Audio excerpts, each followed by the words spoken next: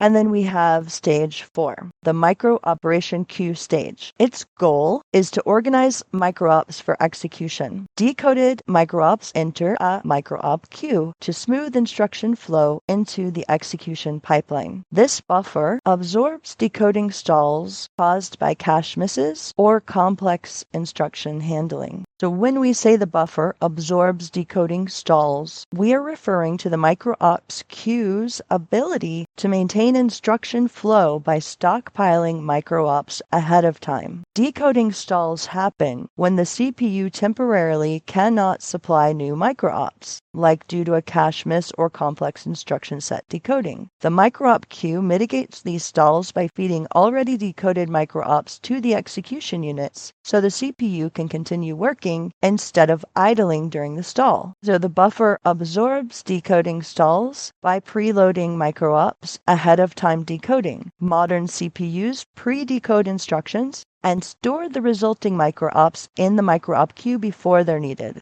For instance, a tight loop of arithmetic instructions might be fully decoded and queued before the execution begins. And if the decoder later hits a complex instruction that takes more time, the CPU can continue processing the preloaded micro-ops from the queue, preventing pipeline stalls. CPUs use out-of-order execution to rearrange micro-ops and execute independent operations while waiting for stalled instructions. And the micro-op queue enables this by holding micro-ops in an accessible structure so the CPU can select independent micro-ops for immediate execution. Now, complex CISC instructions, like we know, require multiple micro-ops. The micro-op queue buffers these micro-ops incrementally, allowing the CPU to start executing simpler micro-ops while the decoder finishes breaking down the complex instruction. While the micro-op queue helps mitigate stalls, it does have limitations like queue size constraints. If the queue fills up faster than the decoder can process instructions, the CPU might still stall. And there's cache dependency, because if all micro-ops depend on data that isn't in the cache, like L3 cache misses, the queue will run dry and execution will halt. And then you've got complex instruction overhead, as instructions requiring microcode sequencing may overload the queue with micro-ops, disrupting that balance of simple versus complex instruction flow. And the micro-op queue behavior can reveal security vulnerabilities for cache timing attacks and speculative execution exploits. So in stage 4, this is important because insufficient queue depth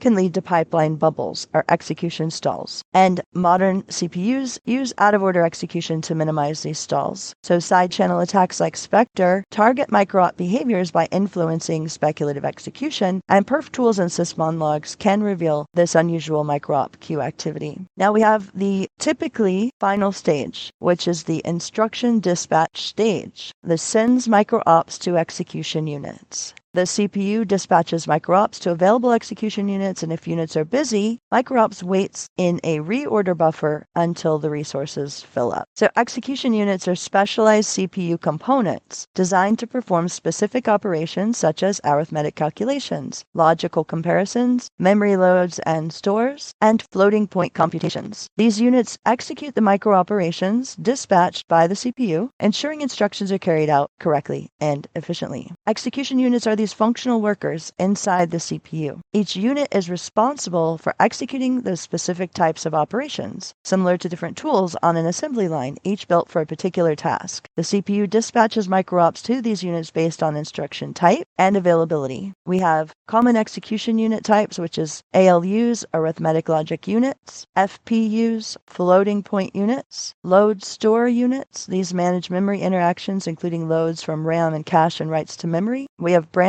execution units, processing branch instructions like jumps, calls, conditional branches, and closely tied to the branch predictor and speculative execution logic. And then the last example I'll mention is the vector units, SIMD, which you heard me mention earlier. SIMD is single instruction multiple data. These vector units, execution units, are executing SIMD instructions like AVX or SSE for parallel data processing. The CPU dispatches microops to execution units by entering the dispatch stage from the microop queue. The dispatch unit checks which execution units are available. It assigns microops to the correct execution unit based on the operation type, and if all relevant units are busy, the microops are held in a reorder buffer until resources become available. The reorder buffer, ROB, is a temporary holding area where microops wait when execution units are busy. With out-of-order execution, any microops may complete in different orders depending on unit availability, and the ROB ensures instructions are retired in the correct order to maintain program correctness. Stalls occur when too many complex microops can overwhelm specialized units, like vector units during AI workloads. Or cache misses can prevent dependent microops from proceeding, or branch mispredictions can cause microop flushes, forcing redispatch of affected microops. So this final instruction stage, the instruction dispatch stage, is important for efficient dispatching, maximizing throughput, and for contention for resources. Arithmetic Unix can cause bottlenecks. Malware can cause dispatch level stalls by overloading specific execution units, and unusual microop patterns can signal attempts to exploit CPU performance optimization. Understanding the x86 instruction decoding process is crucial for cybersecurity professionals, depending on your role, of course, but it's always helpful. It's helpful because malware often manipulates instruction decoding. It's helpful because side channel attacks target caching and microop execution. It's helpful because performance anomalies can indicate malicious activity, and it's helpful because understanding these things aids in exploit mitigation.